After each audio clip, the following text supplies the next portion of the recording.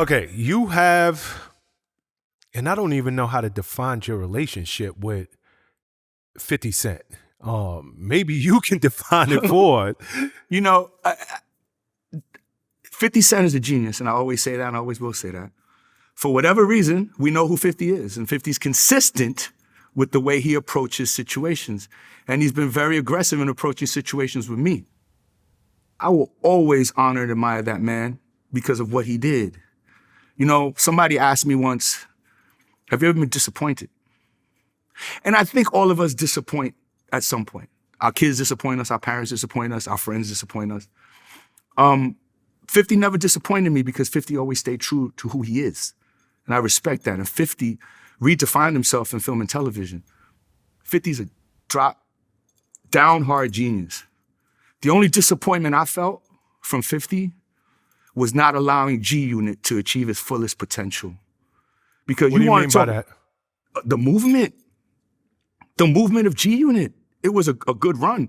But imagine if they would have still been together. Imagine if we had Jimmy Iovine, Dr. Dre, Eminem, Theo Sotomayor, Chris Lighty, myself. I mean, Violator, at the point of the heat of having 50, we had sneaker deals, we had video game deals, we had movie deals, we had vitamin water, we had a car, the Pontiac G6. Shout out to Will Castro for customizing that. The branding initiatives that are taken for granted today in the music business were the seeds that were planted by Chris Lighty, myself, and Mona Scott years ago. It wasn't easy to do all that. And you had this one team. Like I said, we were with Reebok, RBK. Yes, there was a relationship there. Yes, I knew everybody there. Yes, we had access to the president and to people there that trusted and respected our vision. We had a guy with a 9mm pistol pointed at you with a Gucci gun belt selling sneakers. We were giving away mixtapes to sell sneakers. We were given the budget to do a commercial. Let me explain something to you. When we launched the first G6, sneaker commercial cost us $1 million, $1.5 million. We said, give us $250,000. We're going to do this commercial for you. Give us the rest of the money to place it on television. We went and called Jesse Terrero and shot that commercial.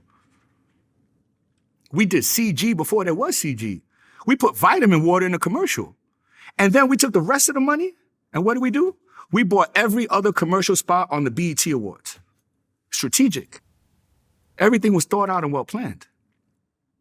On the second one, we did the same thing, but we incorporated, because 50 at that time was a superhuman being. How do you make a superhuman being human again? You surround him with other superhuman beings. So we put Winky Wright. We put the quarterback, Donovan McNabb.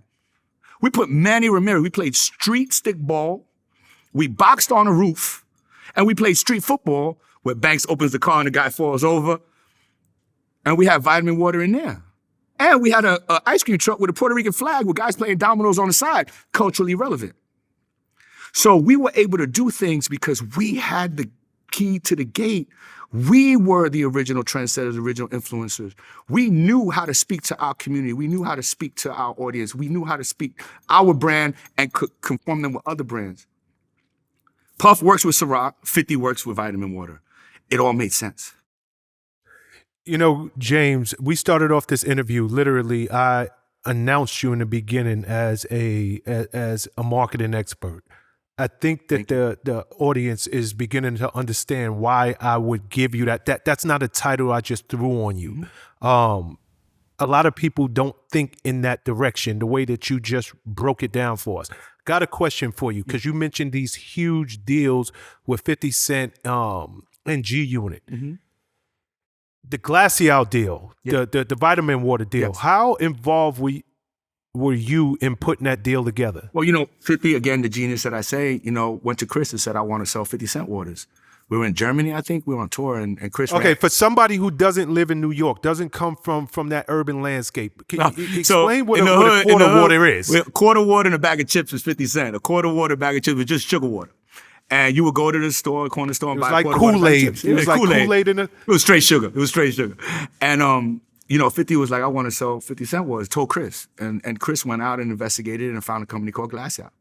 And, you know, I'll never forget that meeting, man. They used to have this long box with all their different flavors. And Rohan, who used to be at Coca-Cola, who's on Shark Tank now, was kind of the head of marketing there. And, you know, they open up, they lay it all out and said, we want you to represent the urban market, blah, blah, blah. And nobody but 50 said this. Nobody could take, 50 said, y'all want the urban market? Where's the grape? Ding. And that's how Formula 50 came about. The whole marketing plan of Formula 50, being the doctor, creating this formula, cooking something in the lab. Absolute genius. And vitamin water took off, you know? Is it true that 50, when that deal was put together, he took equity instead of cash? Yeah, I mean, he invested, you know what I mean? Okay. He invested in it. He got 10% of his flavor. He did very well, extremely well. But not only did he have the flavor, not only did he have the deal with vitamin water, we also had the marketing of all of it. So we went down Memorial Day weekend to Miami. We did, I don't know if everybody knows, in our space, Latin space, there's a thing called piraguas, where you scrape the ice and you put the ice in a little cup. We would pour vitamin water over it and we'd give that out. That was our promo item. We had these little trucks with umbrellas. We controlled the marketing. You know, we had the wraps we made vitamin water wrap all their delivery trucks with the Formula 50 artwork. Because, you know, van wraps back then were, so we were using what we already knew worked and maximizing it to the next level. But what I also have to say about that deal was, I'll never forget, you know, I was sitting in London and I think, you know, we were having a conversation on the phone with the legal departments and stuff. And it was almost like the deal had to be signed within the next 24 hours or we were going to lose it. And Theo Sotomayor showed up to Summer Jam. And that contract was signed behind Summer Jam backstage. And the rest was history after that. You know, it was like, wow. And I never expected it. My paperwork wasn't right. You know, and that's my fault. I didn't see what I felt I should have seen out of it. But I don't think I was ready for that either. I wasn't ready. Stop there for a second. What do you mean your paperwork wasn't right? I didn't have investment. I would have invested every dime I had in that brand. We were going so hard for it. I would have put every dime I had. I'd have borrowed money to put into that deal. You know what I mean? But we were printing money at the time. We were the agency of record for Reebok, doing all the Reebok marketing. I mean, we were going on tour. We were on the Rock the Mic tour. And at that time, Reebok owned the jerseys for the NBA and the NFL. So ding, ding, ding, what do? Let's customize our sneaker to match every one of those jerseys. Everybody was wearing throwbacks at the time. So we make custom jerseys matching with the custom G6s. 50 would sign the jersey, sign the sneaker, and throw it out at the end of the show. But we were marketing and we were branding Reebok into a new community they weren't speaking to. And we were on that tour with Jay. And Jay had the S. Carter deal. So we had these two juggernauts of hip hop at the time, marketing and branding RBK. But we couldn't get investment in RBK, but we had opportunity to get investment in vitamin water. So I'm saying I wish I would have put every dime I had into that vitamin water deal.